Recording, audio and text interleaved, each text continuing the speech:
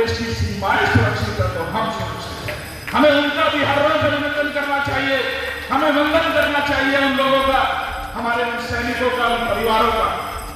और ये भी भावना होनी चाहिए कि मौका मिले तो ये देश के अंदर होड़ लगनी चाहिए कि देश की सेवा में मेरे परिवार से मेरा बेटा भी देश की सेवा करने के लिए जाएगा, ये संकल्प होना चाहिए। कारगिल विजय दिवस के अवसर पर मनीष यादव द्वारा गुरुग्राम के विवान पैलेस, पुरानी दिल्ली रोड, एयरफोर्स स्टेशन के सामने एक विशेष कार्यक्रम आयोजित किया गया। इस कार्यक्रम में उन बहादुर सैनिकों के परिवारों को सम्मानित किया गया जिन्होंने देश की रक्षा में अपने प्राणों की आहुति दी थी। इस कार्यक्रम में देश के लिए वीरगति को प्राप्त होने वाले सभी वीरों को श्रद्धांजलि दी गई। कार्यक्रम में lieutenant general, air marshal, wing commander, brigadier general समेत करीब 500 पूर्व सैनिकों ने भाग लिया। ये कार्यक्रम शहीद सैनिकों के परिवारों के प्रति सम्मान और समर्थन का प्रतीक रहा और सभी के लिए प्रेरणा का स्रोत बना। मनीष यादव ने कहा, हम आशा करते हैं कि हम उनकी बहादुरी को याद करते हुए और उनका सम्मान करते हुए हमेशा उन्हें अपने दिलों में याद रखेंगे।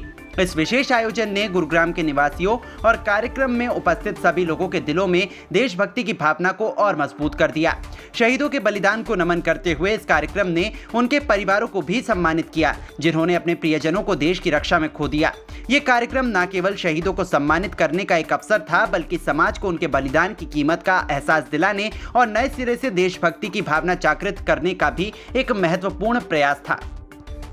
देखिए, इस क्षण को मैं शब्दों में नहीं बयां कर सकता। मैं बोलते हुए अभी भी मेरे रोंगटे खड़े हैं और ये इमोशन का विषय है और मैं अपने इमोशंस के साथ ये कहना चाहता हूँ कि देश के सैनिक से बड़ा सम्मान हमारे लिए हो नहीं सकता कि जो व्यक्ति अपना पूरा जीवन देश की सेवा में लगा दे, देश की सीमाओं को रक्षा करने के लिए लगा दे, तो जितना हम उनका सम्मान करें, जितना उन पर गर्व करें उतना ही कम है। देखिए, कविता तो नहीं लेकिन मैं भावना कह सकता हूँ कि मैं सामाजिक जीवन में हूँ और मैं अपने देश के सैनिकों से ये प्रेरणा लेकर समाज में काम करना चाहता हूँ कि जिस प्रकार से उन्होंने निस्वार्थ देश की सेवा के लिए अपनी जान की बाजी तक लगाने के लिए देश की सीमाओं पर रहते हैं, उन्हीं से प्रेरणा लेकर मैं अपने समाज के अंदर राष्ट्र भावना को जगा सकूं और अपने देश को सर्वश्रेष्ठ बनाने में अपनी भूमिका अदा कर सकूं, यही मेरी भावना है। इस कारगिल युद्ध का सबसे अच्छा नतीजा है।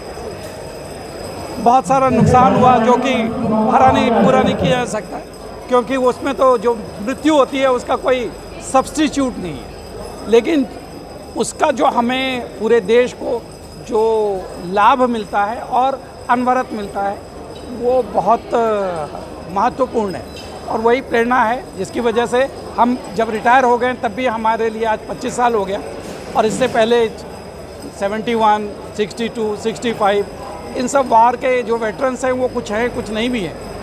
आज हमको जो सम्मान इस मनीष यादव जी के सौजन्य से इतने बड़े आयोजन स्थल पर दिया गया उसके लिए तो वो धन्यवाद के पात्र हैं।